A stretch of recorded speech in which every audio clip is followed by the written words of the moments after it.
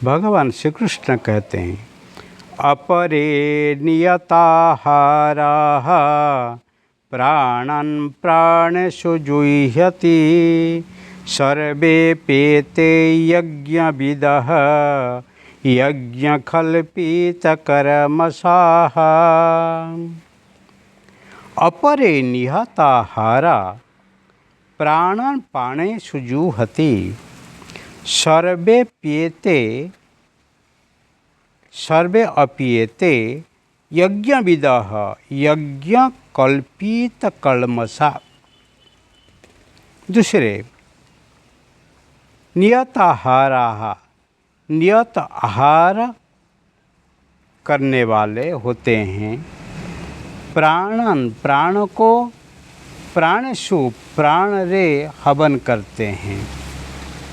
यज्ञ कल्पित कल्मषा यज्ञ द्वारा नाश हो गए पाप जिनका यह सब ही पुरुष यज्ञ को जानने वाले हैं यज्ञविद होते हैं। यहाँ पर भगवान बहुत सुंदर बात करते हैं। अपरे नियत आहार नियत आहार आहार विहार वो बहुत जरूरी होता है। जैसे आप भोजन लेते हैं ऐसे ही मन तैयार होता है, विचार आता है और ऐसे ही आप ही आचरण करते हैं। इसलिए यहाँ पर नियत आहार जो नियत आहार मतलब जो मॉडेस्टी जो फूड आपके जो दिनचर्या में जो आपको जो भोजन लेना है जिसको हम कहते हैं मॉडेस्टी लाइफस्टाइल वही नियत आहार करना है। प्राणन प्राणेषु जुह्यति सर्वे प्येते यज्ञविदः यज्ञकल्पकल्मषाः।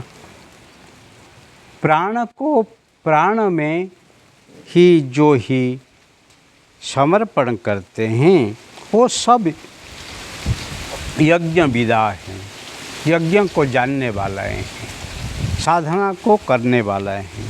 वो सब यज्ञ कल्पित कल्मषाः यज्ञ द्वारा ही कर्म को ही नाश किया जाता है।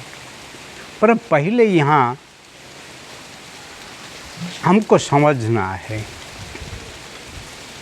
विकृत आहार लेने से आपके शरीर में रोग निकलता है, परंतु रोग को शांत करने के लिए, रोग को मिटाने के लिए, रोग को नहीं आने देने के लिए आपको ही नियत आहार लेना है।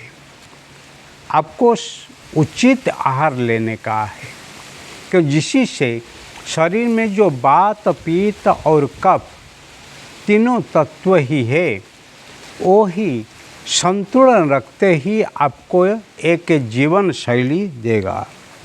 नियत आहार यहाँ पर अति गुरुत्व है।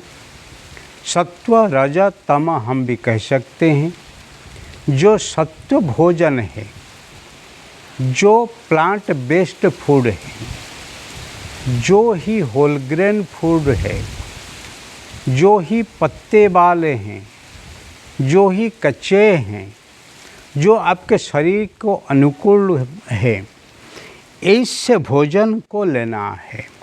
और कितनी लेना है? भूख को मिटाने के लिए जितनी चाहिए।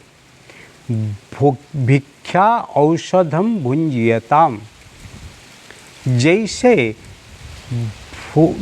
कोई रोग होता है और औषधि ले जाता है, पर औषधि को पेट भर के नहीं ले जाता है, आकंठ भोजन करना नहीं पड़ता है।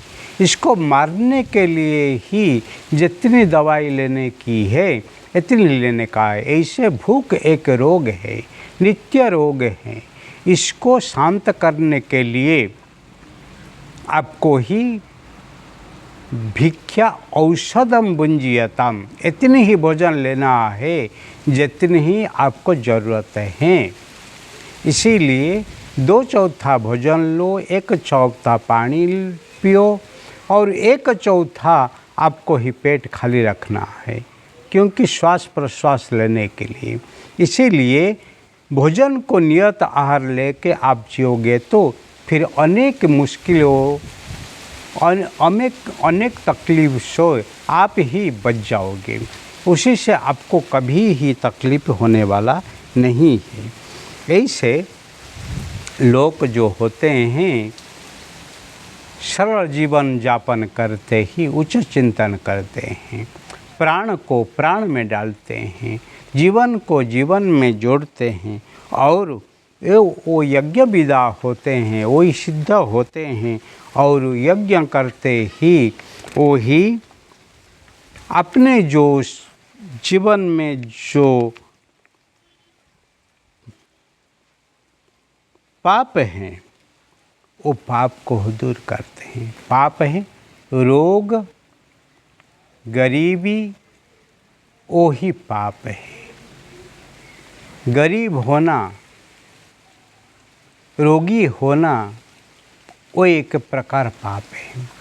इसीलिए निरोगी शरीर को रखने के लिए, रोग नहीं आएगा उसके प्रयास करना, और एक बार रोग आने के बाद फिर ऐसे जीवनचर्या को ऐसे चेंज कर देना है, खान पान रहना सहन को ऐसे ही बदला देना है, जिससे से आपके जीवन में ही एक सुंदर और सुरुचिपूर्ण एक मस्ती आने वाली है।